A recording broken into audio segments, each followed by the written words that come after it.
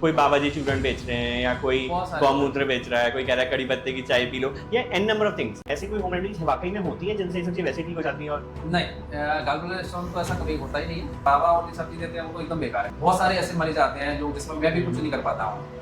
बंगालियों से इंजेक्शन लगवा लिए, धक्का लगवा लिया, उल्टा सीधा करवा लिया। मैं क्या एक अच्छा सा होने वाला था, पेशेंट को भी तकलीफ नहीं होती, पैसा भी कम खत्म होता है उसका, तकलीफ भी कम और जल्दी से अपने काम में वो बढ़िया सर्जरी वापस हो होती जाता है। है। लेकिन वो केस इतना बिगड़ जाता है जिसमें सर्जरी हो ही नहीं पाती, लेकिन वो जिंदगी में परेशान रहते हैं। तो इसका कारण ये होता है, मोस्ट कॉमन कारण है कि टॉयलेट में ज़्यादा से ज़्यादा समय बिताना और उसमें बैठ के रहना और ताकत लगाना, ठीक है। अच्छा। उनको कब्जी हो जाती है तो उनका फिर सेकेंडरी फीचर्स में अब वो आते हैं उसका फाइल्स का रूप बनते हैं, ठीक है। ग्रेड 1 से लेकर 4 तक वो होते हैं, ग्रेड होती है।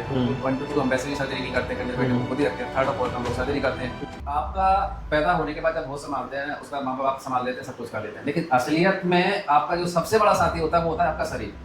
क्योंकि इसको आप और इसी से आप प्यार करो और दोस्ती करो और इसका पूरा ख्याल रखो। उसको कभी भी तकलीफ मत होने दो और फालतू चीज़ों से इसको बर्बाद मत करो। ये सबसे इंपॉर्टेंट है, क्योंकि लाइफ में सब साथ देना था, शरीर आपका साथ देता रहेगा। उसने साथ छोड़ दिया तो सब चीज़ छोड़ सकते हैं। Welcome to root to a square podcast. आज हमारे बीच आरजेएन अपोलो हॉस्पिटल से ग्वालियर शहर के एक renowned laparoscopic and general surgeon doctor Gokarn Manjhi ji उपस्थित हुए हैं। सर, मैं आपका स्वागत करता हूं, अभिनंदन करता हूं। सर, मैं आपको बताना चाहूँगा, हर व्यक्ति का हर चीज़ को देखने का नज़रिया अलग होता है। कोई ए तरीके से परसीव करता है तो कोई बी तरीके से परसीव करता है। और कहीं ना कहीं हमारा मोटिव इस पॉडकास्ट को लेके ये रहता है, इसका नाम है रूट टू ए स्क्वायर, यानी डायगोनल का मेजरमेंट। हम एक नए तरीके से लोगों को उस इन्फॉर्मेशन को लेके आते हैं जहाँ हम कोशिश करते हैं कि उनके मन में या उनके सराउंडिंग से जो वो सीख रहे हैं वो मिथ यहाँ पे ख़त्म हो, उनके वो नई इन्फॉर्मेशन, जेन्युइन इन्फॉर्मेशन उन तक पहुँचे। उस पे सर हम हमेशा डिस्कशन करते हैं। तो जैसा कि आप इतने सालों से ग्वालियर शहर में पेशेंट से डील कर रहे हैं और कई सारी ऐसी बीमारियां हैं जिनमें आपकी एक्सपर्टीज़ है जिनको ठीक करने में, जैसे पाइल्स है, गैलेस्टोन्स हैं, हर्निया हैं। तो मेरा आज का डिस्कशन भी इन्हीं बीमारियों के चारों ओर रहेगा। जो मोस्ट कॉमन डिसीज़ हैं, हम्म। ठीक है, मोस्ट कॉमन बीमारियां हैं जो नॉर्मली सबसे ज़्यादा जो जनरल सर्जरी और मिनिमल एक्सेस सर्जरी परफॉर्म की जाती है वो इन 3 चीज़ों में ही होती है। जी, तो मैंने ना मतलब हमेशा देखा है बहुत सारे लोगों को कि जब हम कि स्टोन्स बहुत कॉमन बीमारी होती जा रही है। बिल्कुल। तो पहले तो ये माना जाता था कि मतलब कोई बीमारी, नॉट ओनली स्टोन्स, ऐसा माना जाता था कि हर चीज़ विद एज आती है बीमारियां। आप जब बूढ़े हो जाते हो तो आपको बहुत बीमारियां घिरती हैं। बट आजकल यंग एज में भी बीमारियां बहुत ज़्यादा बढ़ती जा रही हैं। तो क्या स्टोन्स का भी एज से कुछ रिलेशन है? ये होते कैसे हैं ये हालिया stones? जब हम स्टडी में किए थे MBBS टाइम में, उस टाइम पे हमसे जब हमारे टीचर पूछा करते थे तो हम यही बोलते थे, वो कहे भाई स्टोन के वो बताइए, खोल देते थे। तब बोलते थे कि फीमेल, फर्टाइल, 40, ठीक है, फैटी, ऐसे ऐप करके बताना होता था। होता था उस टाइम पे, क्योंकि ज़्यादातर उन्हीं में होता है। लेकिन ऐसा नहीं है, हमारे नॉर्थ इंडिया में और सेंट्रल इंडिया में कुछ पार्ट में बहुत ज़्यादा इंसिडेंस है इस गैलेस्टोन डिसीज़ का। बहुत सारे कुछ फैक्टर्स होते हैं जिसमें अभी डाइटरी भी बहुत ज़्यादा आ रहा है, वाटर आ रहा है, कुछ इन्फेक्शंस वगैरह के कॉजेज होते हैं उसमें। तो ये कॉमन हो रहा है और एज से रिलेटेड नहीं रहा है। मैं अब यहाँ पे भी ऑपरेशन, बच्चों को मैं भी गॉलब्लैडर के ऑपरेशन कर चुका हूँ। ग्वालियर की बता रहा हूँ, ग्वालियर में भी बच्चों को लेप्रोस्कोपिक सर्जरी से मतलब एक आई थी, 7-8 साल के बच्चे का मैंने ऑपरेट किया था और 90 ईयर्स तक मतलब ऑपरेट कर चुका हूँ मैं, यही बता रहा हूँ। सर, तो मतलब जैसा बहुत लोग कहते हैं कि स्टोन्स जो होते हैं वो तला भुना खाने से बहुत होते हैं, तो ऐसा भी कुछ होता है क्या कि मतलब बाहर का लोग खाने लगे हैं आजकल बहुत? गॉलब्लैडर स्टोन्स की बात कर रहे हैं हाँ हम जी। लोग, तो उसी की बात करेंगे, ना कि यूरिनरी स्टोन्स की। हाँ जी, हाँ तो जी। ये 3 तरह के होते हैं, जी। एक कोलेस्ट्रॉल स्टोन, हाँ जी। एक पिगमेंट स्टोन्स और एक मिक्स स्टोन्स, ठीक है, मतलब दोनों कॉम्बिनेशन है। तो जो कोलेस्ट्रॉल जैसे हम खाएंगे, खाने में मतलब सबसे ज़्यादा ऑयल और सब चीज़ें, कोलेस्ट्रॉल की मात्रा बढ़ रहा है तो उसका फैटी होता है, तो वो वाले चांसेस बढ़ जाते हैं मेटाबॉलिक में। तो ये जो स्टोन्स हैं बेसिकली, इनको ठीक करने के लिए होता क्या है? मतलब बहुत सारे लोग तो कहते हैं कि इसमें सिर्फ सर्जरी ऑप्शन है और उसमें गॉल ब्लैडर हटा दिया जाता है। तो गॉल ब्लैडर हटाने के बाद क्या डाइजेशन पे कुछ फर्क नहीं पड़ता बॉडी का? क्या होता क्या है? नॉर्मली कोई फर्क नहीं आता है, क्योंकि गॉलब्लैडर का काम रिजर्वोयर का है और बाइल जो बनाता है, जो हमारी फैटी डाइट और कुछ प्रोटीन को डाइजेस्ट करता है, वो काम उससे होता रहता है। और स्टोन है, स्टोन तो अपने रास्ते अपनी जिंदगी में कोई पसंद नहीं करता है, उनको रास्ते से हटाना बहुत जरूरी है। सही बात है। एग्जैक्टली, नहीं तो वो बाद में हमारे लिए बहुत मुसीबत पे खड़े देते हैं, ठीक है। एग्जैक्टली यही होता है गॉलस्टोन्स में। इनिशियली कई बहुत सारे तो ये सिम्टोमेटिक रहते हैं, मतलब किसी को कोई दर्द है या वो पता ही नहीं चलता है पेशेंट को। कुछ दूसरी जांच के लिए कराने जाते हैं, वो इंसिडेंटली फाइंडिंग मिलती है। तो उनके फिर कॉम्प्लिकेशंस ज़्यादा है, ठीक है। अगर मल्टीपल स्टोन्स हो, लार्ज स्टोन्स हो, बेशक दर्द ना हो रहा हो तो उसमें आपको सर्जरी करा देनी चाहिए। और इसका कोई मेडिकल अभी तक एग्जैक्ट कोई अच्छा ट्रीटमेंट नहीं आया है और ना इसका अच्छा। कोई नहीं मिलता है। जब गॉल ब्लैडर के फंक्शन में कुछ इम्पेयर होता है, जब बाइल पूरे से कुछ नहीं होता तब वो होता है। अगर एक बार निकाल भी दिया गॉल से स्टोन से तो फिर रिकरेंस दोबारा हो जाएगा। तो इसलिए पूरे इंटरनेशनली इसको रिकमेंडेशन यही है कि गॉल ब्लैडर की सर्जरी जो होगी वो दुल्हन द्वारा गॉल ब्लैडर की सर्जरी होगी। ओके।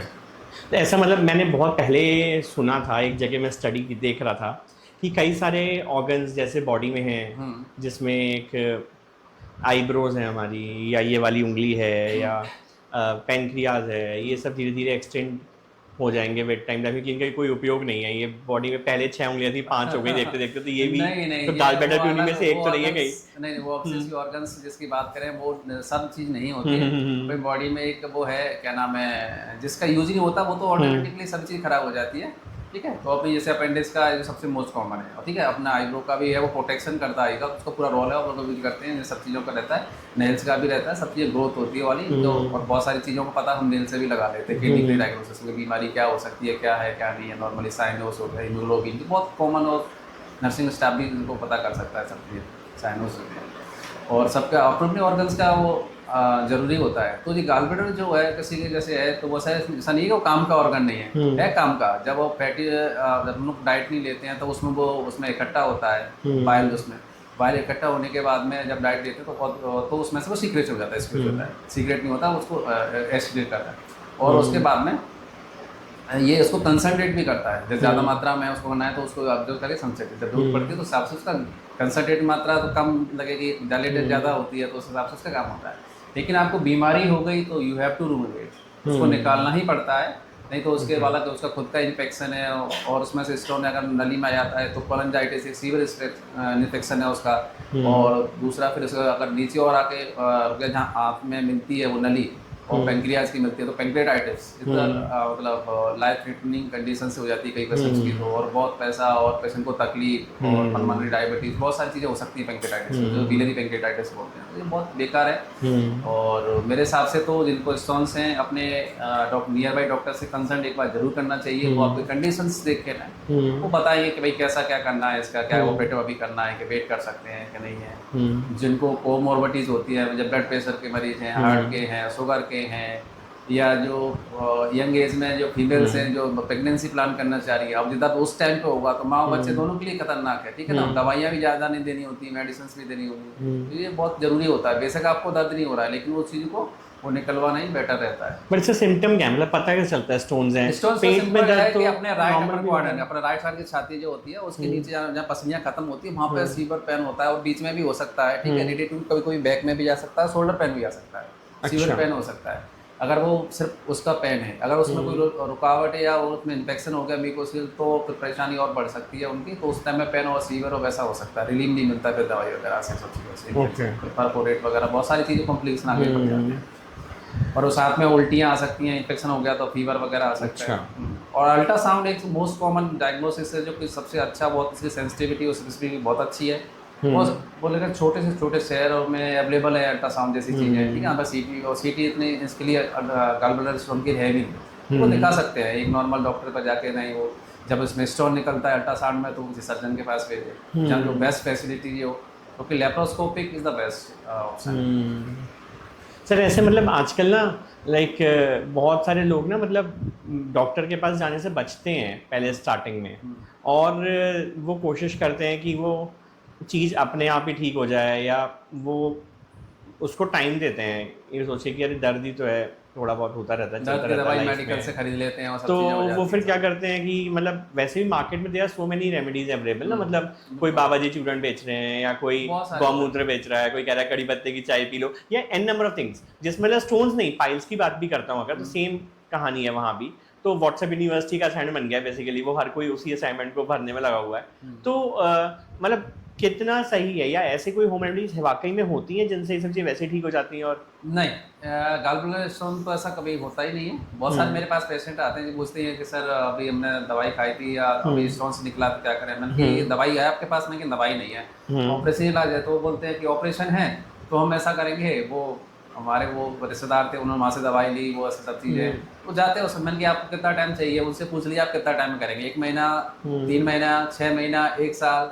जब ना हो तो आप मेरे पास आ जाइए, आप डॉक्टर देख लिए, उनकी क्वालिफिकेशन देख लिए, तो आप आराम से आइए और आप ऑपरेशन कराइए, ठीक है, हम तब मिलेंगे आपसे। तो गलब्लैडर स्टोन नॉर्मली किसी भी दवाई से नहीं निकलता, ना अभी किसी में वो है नहीं किसी पैथी वगैरह, उसका तो एक ही इलाज है सर्जिकल रिमूवल, ठीक है। पाइल्स की बात करें तो पाइल्स में क्या होता है कि जो अपन लोग मेन कारण क्या है पाइल्स का, तो उस पर जाते हैं। तो जो दवाइयाँ देते हैं वो क्या होता है, तो जी। पाइल्स का कारण ये होता है, मोस्ट कॉमन कारण है कि टॉयलेट में ज़्यादा से ज़्यादा समय बिताना और उसमें बैठ के रहना और ताकत लगाना, ठीक है। अच्छा, मेरे को ओके। कब्जी हो जाती हो तो उनका फिर सेकेंडरी फीचर्स में अब वो आके नहीं उसका पाइल्स का रूप बनते हैं, ठीक है। ग्रेड 1 से लेकर 4 तक वो होते हैं, ग्रेड होती है। 1 to 2 हम वैसे भी सर्जरी नहीं करते, कंजर्वेटिव खुद ही रखते हैं। 3rd और 4th हम लोग सर्जरी करते हैं। ग्रेड 2 में अगर ब्लीडिंग वगैरह होती है, उसको पेन ज़्यादा ब्लड और हीमोग्लोबिन कम हो रहा है, बार बार जा रहा है, तो फिर सर्जरी इंडिकेशन है। उसमें भी लेजर सर्जरी हो जाती है, तो और ज़्यादा चीरा फाड़ी कुछ नहीं जाना। तो उसमें क्या कहते हैं कि आयुर्वेदिक दवाइयों फाइबर्स जो उन्होंने दवाई दे दी है, हम भी सलाद सब्जियाँ ज़्यादा बोलते हैं हाई फाइबर डाइट लिए कॉन्स्टिपेशन का, तो थोड़ा रिलीफ मिल जाता है और उनकी अलग पैथी है, वो अपना इलाज करते हैं। लेकिन जो बाबा और जो सब्जी देते हैं वो तो एकदम बेकार है। अगर क्वालिफाइड आयुर्वेदिक डॉक्टर है वो कुछ दवाइयाँ देते हैं, वो ठीक है, उनका जैसा भी है। लेकिन एग्जैक्टली जो मैं देख रहा हूँ, बहुत सारे ऐसे मरीज आते हैं जो जिसमें मैं भी कुछ नहीं कर पाता हूँ।